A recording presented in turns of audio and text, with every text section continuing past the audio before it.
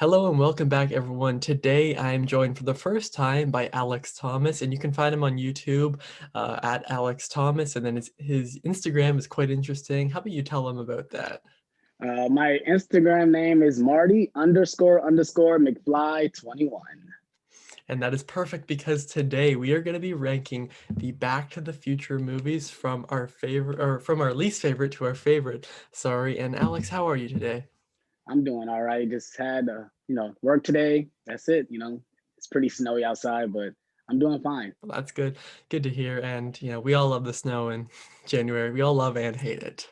I hate the snow. I'm trying to move far south. I hate the snow. I hate it. Yeah. Yeah, maybe that's the American blood, but who knows? But hmm what were your first experiences with the movie? Do you remember the first time you saw it? Actually, I do. Actually, one of my grandmother's, I guess her boyfriend at the time, he knew I loved '80s movies. I loved movies in that genre or around that time. So he's like, "Let me show you Back to the Future." I said, "What is that? That sounds like some over the top stuff." And I think I watched it. It was on Stars. I don't know if you guys have that. It's like a movie channel on cable, Yeah, but we do. it came on Stars, and I watched it. And I at the point in time, you probably don't know this, but we used to have these tapes where you could record things off the tapes. Yeah, And yeah. after I've seen it, I told him, I said, I have to record this on tape. So I have to watch it every single day. And after that, I fell in love with it. And then it's funny because I knew that I know they don't show it no more in the Blu-rays or anything like that. But at the time, when at the end where they go, where where the DeLorean flies and Yep. zooms into the camera, it used to say to be continued. It never says that anymore because obviously we know that it's the second one. But when Yeah. I first saw it, it actually said to be continued. And I'm like, oh, so there's a second one? I didn't know there was a second one because I was so little. And I remember my mom telling me, like, Alex, Back to the Future Part 2 is on right now. I said, Part 2? And I remember running downstairs, turning on the TV. I didn't see the opening. He was already in the future at the time. I'm like, what is this? These guys are talking about flying cars, hoverboards. I was just blown away. That's a lot better than mine. I remember it because my best friend was moving. Yeah, just like, lives across the street, moved down the street, funny. But when they had all their boxes up, so they have very few movies, and two of the movies I remember them owning were the Indiana Jones movies and the Back to the Future trilogy. And it was different. It was in like this blue, it was DVD like blue set that was like thicker. And I remember seeing that, and then his dad was like, "You haven't seen Back to the Future?" I'm like, "No." I was like younger. I'm like, "No, I haven't." And he's like, "Okay, you gotta watch that." So me and my friend Logan, we sat down and we watched. I remember watching the first one and then the second one, and then I think either the next day or later in that day, we watched the third one, and I like still can picture it. We watched the first two, my main floor, and the third one in my basement, and that shows. And I remember like, wow, these first two are so good, and I think I like the third, but I think I like the second one more because it's at that point. I don't know if you had this. I know for sure I had this when I was younger, where it's like you watch the first one, then you watch the second one, and because you watch the second one next, you're like, oh, I like that one more. Like, did that Yeah, ever happen? yeah. Actually, I was gonna say that. It's like actually, when I was really little, I enjoyed the second one more because of everything was. I love the fact that they went back into the past when he was already in the past. I love that he had to dodge his other self the whole time. I actually Oh love yeah, that storyline. I kind of love that end game. Kind of copied that a little bit. But yeah. I love the aspect and obviously the future. Obviously, we done past 2015, but at that time, I was just wondering, I'm like, is this really going to happen in 2015? Are we going to have flying cars and hoverboards and Pepsi Perfect and all that? I always pictured that, but obviously we're 2021, no flying cars, no hoverboards. Ah, I don't care. Those things that people love hover on, those are not hoverboards. I no, don't care. Nobody say. I hate when no. people call them that. They're not hoverboards, man. Exactly. Exactly. They're not. And I've like, it's so weird. And I remember because I'd watched those maybe 2014, maybe even 2015. But I remember when the Cubs got it, I'm pretty sure they got in like the finals in like real life Yeah, yeah. for the World Series. And everyone's like, are they actually going to predict it? Like, did Right, right. did Back to the And then, Future too? and then they win the next year. They win in Yeah. 2016 instead of 15. So they almost got it. They almost got it. Yeah, it was quite smart, but yeah, I love the trilogy, and then I remember buying the I still have like the DVD copy, and I remember watching. There's an extra disc, which bonus Yeah, the disc bonus one is and two, yeah, yeah, yeah. I remember watching those very early in the very early in the morning before school one day, like getting up early to watch them on like our family laptop, just sitting in our chair. Hmm. That's what I remember from it. But let's get straight on to the ranking. So what is your number three? It's probably very cliche, but it's number three. That's my third least favorite. I'm not into westerns all like that. So when I heard they were going to the Wild West, I'm like, oh, I don't know, because I never grew up on westerns. Obviously, I've seen the Good, Bad, and Ugly. I really do like that film. I love Yeah. the little Clint Eastwood trilogy, but overall, that's really all I've liked. So I didn't know what I was going to think about of them going into the Wild Wild West, and they obviously did a little spin on it. I love that they usually everything. If you watch trilogies, everything that ties into the first one comes back, and obviously, they try to tie all the loose ends. So I've kind of like it more. I've kind of like the whole entire trilogy as one thing. I tried not to negate, but obviously this is a ranking. So my third one will be Back to the Future Part Three. That'll be my least favorite out of all three. I agree. That is actually my third place. I still like it. I just don't think it's as good as the first two. And I found this really interesting when I rewatched the trilogy.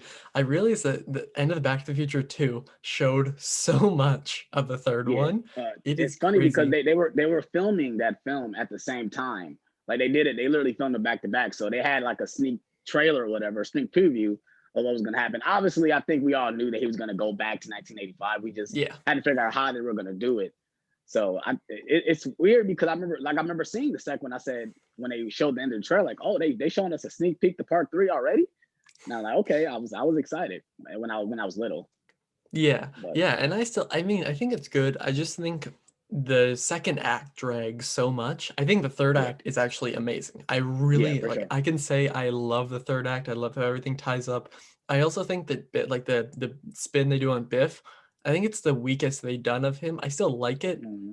He just doesn't have the presence he does in the other. I mean, it makes for some amazing scenes, like that whole standoff scene, where Marty puts the thing under his shirt, and Mm-hmm. obviously that was taken from Imitating Clint Eastwood. yeah, It's taken funny because from they reference that scene in Back to the Future too. That exact same scene. The only reason why he knows it is because we see it in the part two when Biff is watching it. And he's like, "Oh, it's funny." Biff is watching that scene. It's so that's hilarious true. Oh yeah, in yeah. when I he's just when realized he's that. he's chilling with the two chicks in his hot Yeah. tub and he's watching that scene. Oh my god, it's crazy. That's so funny. And like at the end they have like Eastwood Street or whatever, Yeah, Eastwood Road or whatever they Eastwood have. Ravine because they say they know Clint Eastwood went over the clip. It's hilarious. Yeah. My thing is we gotta give props to Thomas F. Wilson. He doesn't really get the credit. No more people don't talk about him when they talk about these movies. He basically had to play like five different characters. He had to play young Biff, old Biff, That's the true. Biff in 1985. Obviously, he had to play Mad Dog Tannen, and he had to play the messed up Biff after he done got punched.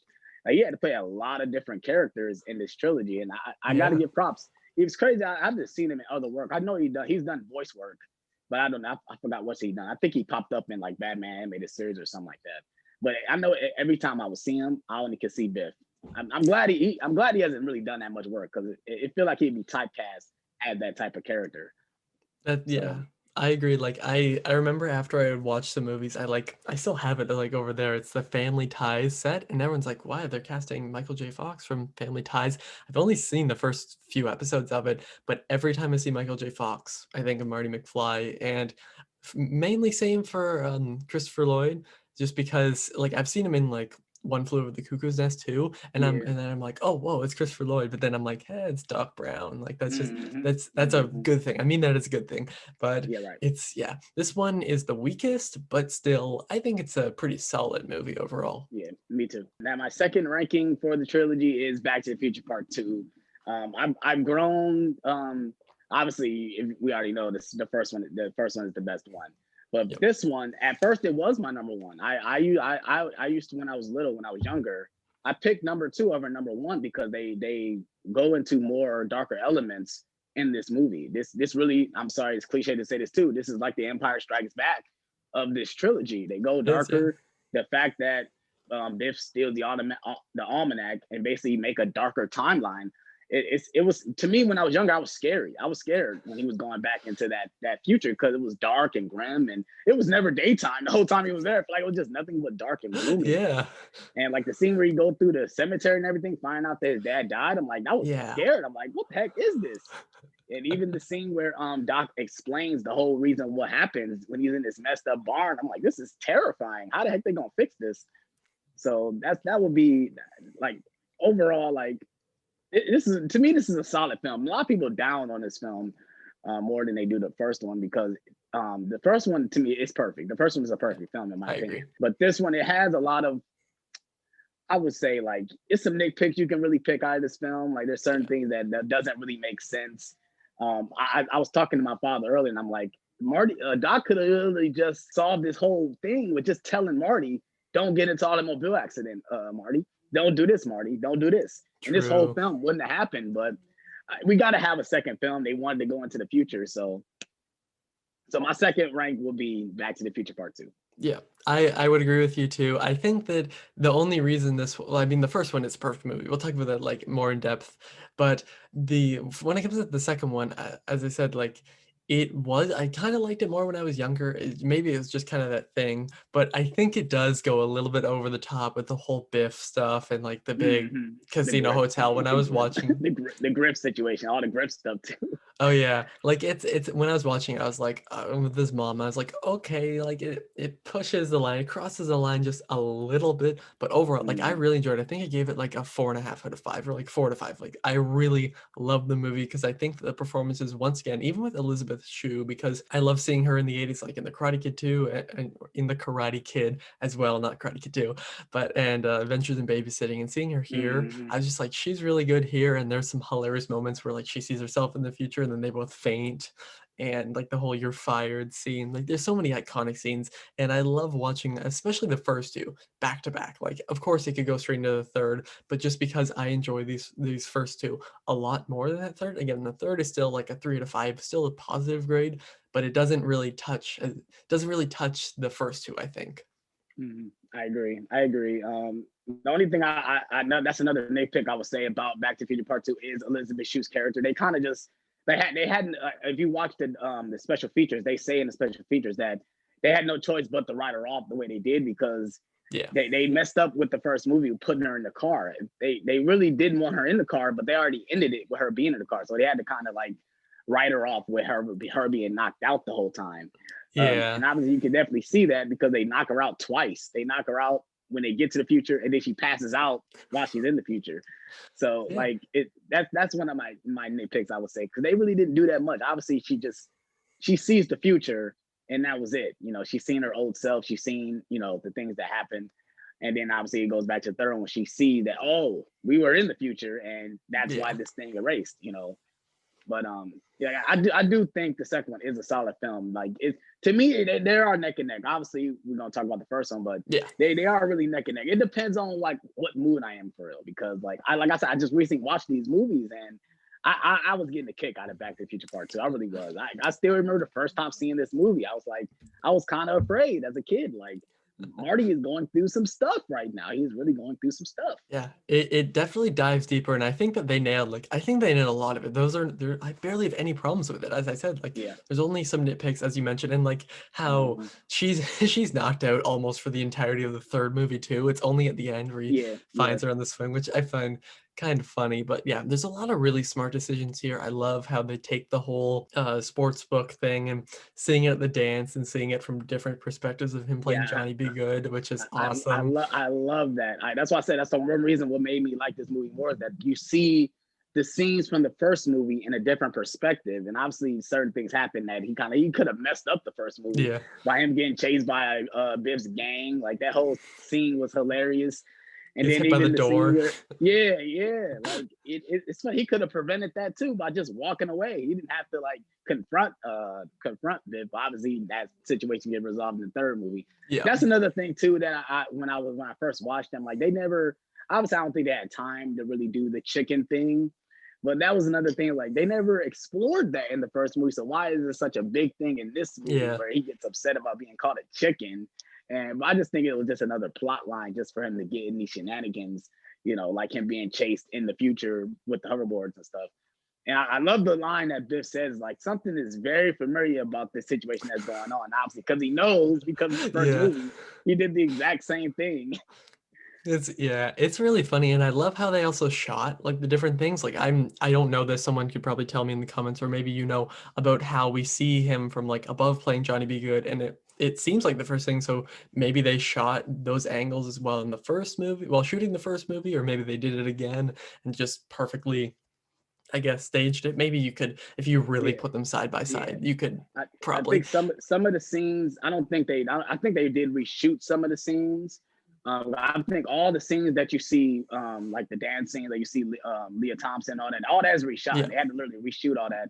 And I love that Leah Thompson said she still had the dress from the Oh first yeah. movie, so they was able to use it again for this movie because she still owned up one of the dresses. So they kind of reshot all that, and I think you could definitely tell by the way it's shot. It kind of looked computerized the way Marty McFly is looking when he's playing the guitar when he's on That's top of the true. catwalk. All that is reshot, but they had to like digitally alter it so the real Marty McFly can actually be on top of the catwalk. That's And true. then there's a Yeah. lot of scenes like that. Even in part 3, like most of those scenes that they're obviously he's not standing next to each other. They had to do like a split screen where it's not both of them together. They had to put both scenes together, Oh which yeah. was at the time, even in part 2, where you had all the different Martys at the table, he had to shoot 3 different times. And obviously, I think at a point in time when he had to shoot at all 3 together, they had to get actors and digitally alter the faces or whatever. But for Yeah.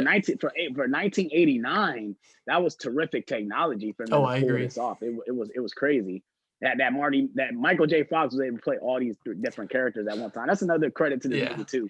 Michael J. Fox is terrific in this movie. He really is. He really stands out for playing old Oh Marty, yeah. his daughter, his son, himself. Like it's crazy. Yeah, like when people talk about like the best performances of all time, I don't think it's like one of the greatest, but when you look at like Right. a staple of the 80s, you Yeah. see figures like this all the time, and Yeah. that's for a Yeah. reason because he really nails, maybe it's not like the most dramatic thing in the world, but he nails exactly what you need for this Yeah. character, and you have to Yeah. give him major props for that. Yeah. Yeah, it's funny because everyone knows the story if you're a Back to the Future fan that they had Eric Stoltz play him first, and he just Yep. didn't have the comedic timing that because they wanted Michael J. Fox first. They wanted him first, but Family Ties messed up his schedule. He couldn't do both, and they filmed like 2 or 3 weeks with Eric Stoltz, and they literally had to destroy that. They literally had to let him Yeah. go because it just wasn't working. So they compromised with Michael J. Fox. So he would film at night and film Family Ties during the day. So his whole schedule during the time of filming, even that first movie, was crazy. He was Oh like yeah. literally not. He was like sleeping probably like 2 or 3 hours a night, getting up more to film Family Ties, and after that he would go straight to Universal and film Back to the Future. And I give it to Michael J. Fox. That's a real trooper right there. He really wanted to be in this movie too. I know he really did want to be in this movie just Oh because it yeah. was and obviously the second was different because it was filmed 4 years after the first movie.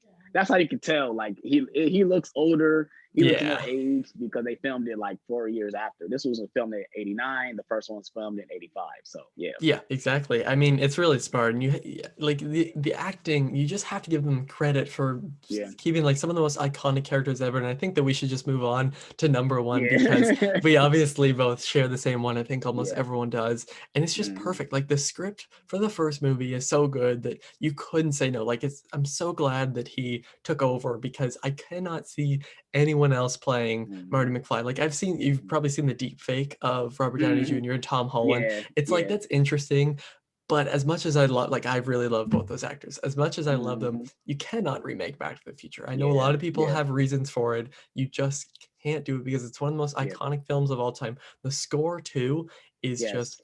Yes. awesome. I It's love it so amazing. much.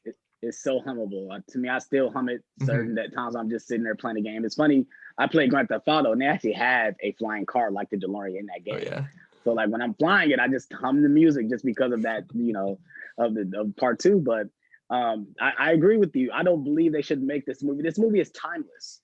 You can watch this movie 40 years from now and it still works. And not even just some of the stuff is dated, obviously the 80s, the music, the hairstyles, the clothing, but some of that stuff is still coming back. So that's what kind of makes it timeless.